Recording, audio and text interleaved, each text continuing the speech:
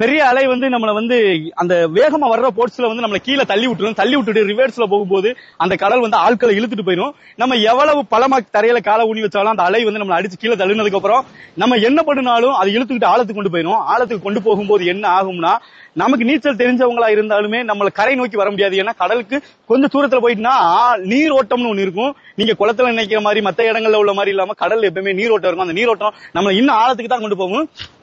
ரொம்பவே அனுபவமான நீச்சல்காரங்கன்னா அந்த நீரோட்டத்தை எதிர்த்து நீஞ்சு கரையை ஒதுங்கி வந்துடலாம். அதே அனுபவம் இல்லாதவங்க அவங்க நீஞ்சாலுமே அவங்க இன்னும் ஆழத்துக்கு கொண்டு போகும்போது அவங்க பயத்திலேயே நீச்சல் தெரிஞ்சவங்க கூட கடலுக்குள்ள மூழ்கிறதுக்கு நிறைய வாய்ப்புகள் இருக்குது. அந்த மாதிரி ஒரு விஷயம் தான் இந்த கடல். ரொம்ப வேகமா அலைகள் இருக்கிற டயத்துல நம்ம வந்து ரொம்ப கடல் குளிக்கிறதுக்கு நம்ம வந்து கடல் அப்படி தூரமா மணல்ல உட்காந்து ரசிச்சுட்டே போயிடலாம். அந்த அலை எப்படி அடிக்குன்னு பார்த்து ரசிச்சுட்டு போயிடலாம். அப்போ நீங்க யாரும் தயவு செய்து கடலை பத்தி அனுபவம் இல்லாதவங்க, பெரிய லெவல்ல நீச்சல் தெரியாதவங்க எல்லாம் நீங்க கடல்ல குளிக்கணும் அப்படின்னு நீங்க நினைக்கவே நினைக்காதீங்க.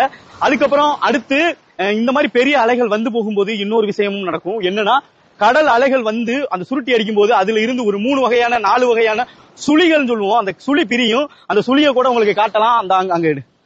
அந்த இடத்துல பாருங்க, கலக்க அப்படியே ரவுண்ட் பண்ணிக்கிட்டு போது பாருங்க. எல்லா இடத்துலயும் இப்ப இதுல பாத்தீங்கன்னா சின்னதா ரவுண்ட் பண்ணும்.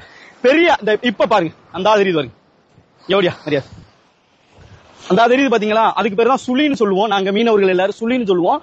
அந்த அலைகள் வந்து தெரியுதா?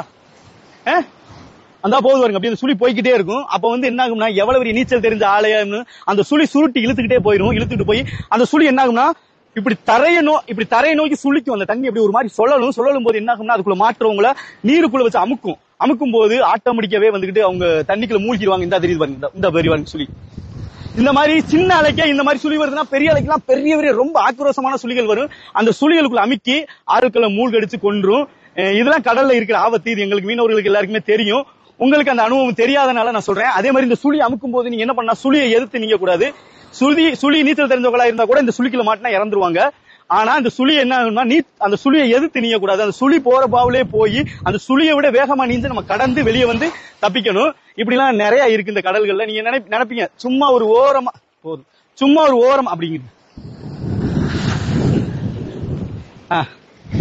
இப்படி இருந்தது கிளியர்க்கா? நீங்க நினைப்பீங்க சும்மா ஓரமா இருந்ததானே நம்ம கடல் குளிக்கிறோம், இந்த அலை நம்மள என்ன பண்ண போகுதுன்னு உங்களுடைய அந்த அலட்சியம் வந்து ஆபத்தாவும் முடிஞ்சிடும். இதையெல்லாம் கவனிங்க, கொஞ்சம் கவனமா குளிங்க. ஏன்னா எல்லா விஷயமே எல்லாருக்கும் அனுபவிக்க தோணும். என்னடா நீ என்னடா சொல்ல, நான் என்னடா கேட்க, எனக்கு பிடிச்சத நான் பண்ணத்தான் செய்வேன்னு சொல்றீங்க. கண்டிப்பா பண்ணலாம் நமக்கு பிடிச்சதா, ஆனா கொஞ்சம் பாதுகாப்பா பண்ணணும், அவ்வளவுதான். அந்த இடத்துல இப்படி ஒரு ஆபத்து இருக்கு, அதையும் நான் உங்கள்ட்ட சொல்லிக்கிறேன். அதுக்கடுத்து வேற என்னன்னா, இப்ப இதுல கூட இந்த தெரியுது பாருங்க, அந்த இடம் மட்டும் ஒரு மாதிரி ரவுண்டா தெரியும். இந்த சுருள் பாருங்க, இந்த சுழண்டு போகும் பாருங்க, நான் காமிக்கிற பாருங்க. அப்படியே சுழண்டுகிட்டே போகும். அந்த பெரிய அலை வந்தா கூட அது அப்படியே போய்கிட்டே இருக்கும். அந்த மாதிரி வந்துகிட்டு நிறைய போதுங்க, ஒரு ஆள் சொல்லிட்டேன்னா அப்புறம் அதையே காமிச்சினா நம்ம பேசுற கேட்காது. அந்த மாதிரி ஒரு விஷயங்கள் இருக்குது. அதுக்கப்புறம் எப்பவுமே நீங்க வந்து அந்த காத்தை கணக்கு பண்ணிக்கிட்டு நம்ம கடல் குளிக்கிறது நல்லது. இப்போ காத்து வந்து கரை நோக்கி வர்ற காத்து இருக்கிற டைங்கள்ல வந்து அலைகள் வந்து ரொம்ப அதிகமா பெருசா வரும். அதே காத்து வந்துகிட்டு அப்படியே ஆப்போசிட் எதுக்க போகும். அப்போ வந்து கடல் அமைதியா குளம் மாதிரி ரொம்பவே மென்மையா இருக்கும். அப்ப நீங்க தைரியமா கடல் குளிக்கலாம். இந்த மாதிரி காத்து இருக்குது. அதே மாதிரி சீற்றம் சொல்லுவாங்க. அப்ப காத்தும் தேவையில்லை, எந்த திசை காத்தும் தேவையில்லை. இப்ப இந்த திசையில தான் காத்து போகணும், காத்து வரணும் அப்படிலாம் தேவையே இல்லை. ஆனா அந்த சீற்ற டயத்துல எப்பவுமே அலை வந்து கரை நோக்கி ஒரு அலை பெருசா வந்துகிட்டே இருக்கும். அந்த சீற்ற டயத்துல வந்துகிட்டு எப்பவுமே கவனமா நம்ம கடல் குளிக்கணும். அந்த சீற்றம் எப்ப அதிகமா வரும்னா, நாங்க கனத்த நாள்னு சொல்லுவோம். கனத்த நாள்ல அமாவாசை, பௌர்ணமி, இப்படி முக்கியமான நாள்கள் இருக்குல்ல, அந்த நாள்கள் எல்லாம் கடல் சீற்றம் வந்து எப்பவுமே ரொம்ப அதிகமா காணப்படும். அந்த டைம்ல எல்லாம் நீங்க குளிக்கிறத ரொம்பவே தவிர்க்கலாம். ஏன்னா நிறைய எங்க ஏரியால எல்லாம் அமாவாசைனா நிறைய பேர் கடல் குளிச்சு சாமிக்கு பூஜை பண்றதுக்காண்டி வருவாங்க.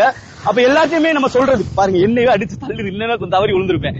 விழுந்தாலும் நமக்கு நீச்சல் நல்லா தெரியும். ஏன்னா நம்ம ஆழிக்கடல்லையே நீஞ்சாளுக்கு, அதனால நமக்கு ஒன்றும் பிரச்சனை இல்லை. ஆனா கடலையே பார்க்காதவங்களுக்கு வந்து அது ரொம்ப ஆபத்தா தான் முடியும்.